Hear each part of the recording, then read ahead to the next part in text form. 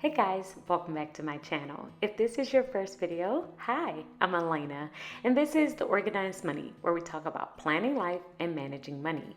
In today's video, we are going to dive into the 7 bad planning habits that I wish I would have stopped sooner. These are things that I really wished I would have just learned quicker on my planning and productivity journey. I feel like if I would have learned them sooner, I would have just saved myself so much time and been able to achieve my goals much faster. So I wanted to share them with you in case you are doing any of these mistakes, and hopefully you aren't, and then you can avoid them in your future. So let's go ahead and get started. Planning mistake number 1 was spending half my morning planning and thinking instead of doing. Sometimes I would use planning as a form of procrastination. I used to do this a lot in my past. I would get up in the morning, get my coffee, sit down, open up my planner, and have a full planning session before I ever started working. So sometimes it would be noon before I even opened up my computer, which means I missed a lot of work time because I was so busy thinking and planning. Then I would get frustrated with myself because I didn't get that much accomplished in the day. So now that's why I keep my planning very functional and very simple. I pre-plan the night before so that I am so not focused on my plan and I can actually get things done. Planning mistake number 2, I would give myself too long of a break after work. So I had a really bad habit after a long day of work of not having a game plan and resting too long. So I would come inside and then I would instantly lay on the couch, and before you know it, I was watching TV and I was not doing any of the to-do list or the chores that I had planned for that evening. So now I have really made it a point to always have a game plan. I usually won't let myself sit down. I really try and keep moving for at least 30 to 40 minutes after I come inside. Then that way I kind of stay in motion. You know that saying, a body that's in motion stays in motion. So if as soon as I come in, I will put down my purse and then I instantly go into the laundry room and put in a load of laundry. That way I kind of get myself already moving and I won't stop.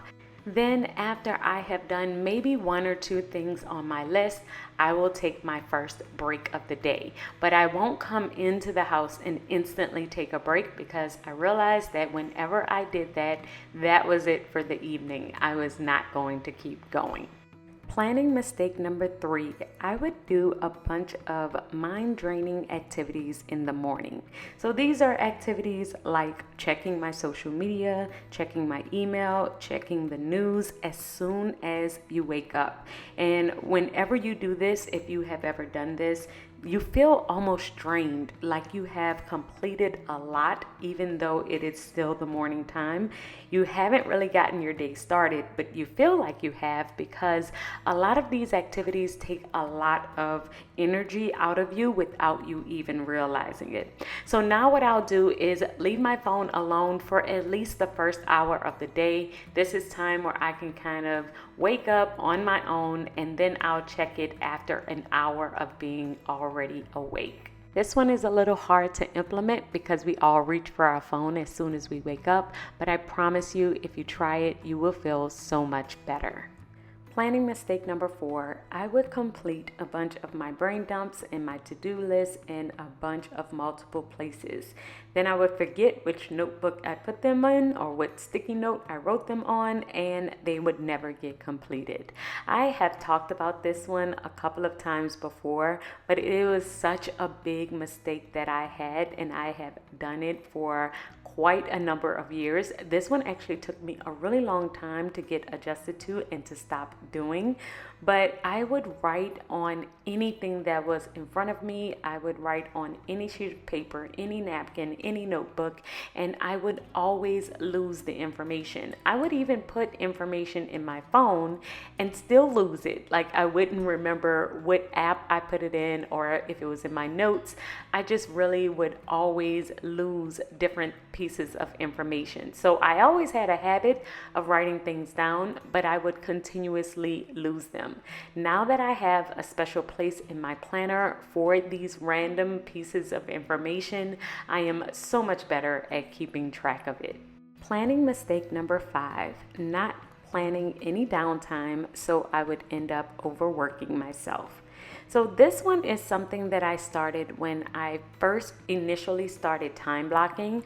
Initially, I was planning every single minute of the day, and I was not planning any white space or any downtime. So that means I would never relax. I was always trying to work, always trying to get different things done, and it caused me to crash. And then I would sometimes get sick or get stressed out, and I would get upset with myself. So now I do really prioritize my relaxation just as much as I prioritize my to-do list in order to remain productive. Because in order to remain productive consistently, you really do need to plan downtime consistently.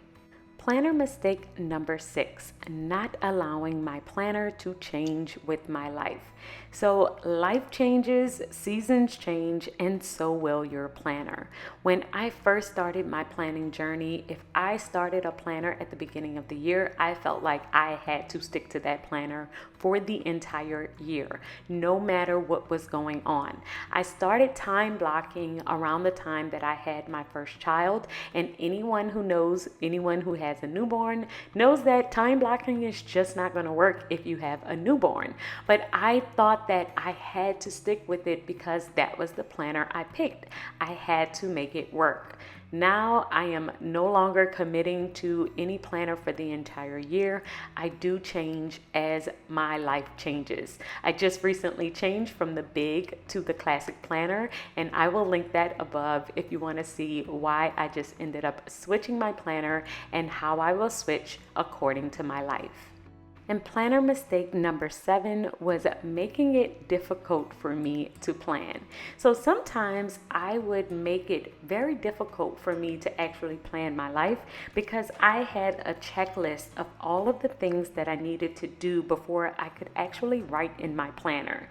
And this was me decorating it. This was me making it pretty. This was me making sure my handwriting was looking a certain type of way. All of these things would cause me to not use my planner consistently, and now I have let all of that go. I will write in my planner at any point in time. Now sometimes I will keep writing as the weeks come along. I will have all pen spreads. It does not matter. It is a completely functional planner, and I embrace all of the mistakes, all of the scratch outs, and all of the things that could possibly happen within my planner. I just want to make sure I am using my planner. So guys, those are my 7 planner mistakes, planner bad habits that I wish I would have stopped sooner. You let me know. Do you have any you would like to add to this list? Please leave it in the comments below, and I would love to hear from you guys. I will see you in Friday's video, and until then, keep organizing your life so that you can achieve your dreams. Bye guys.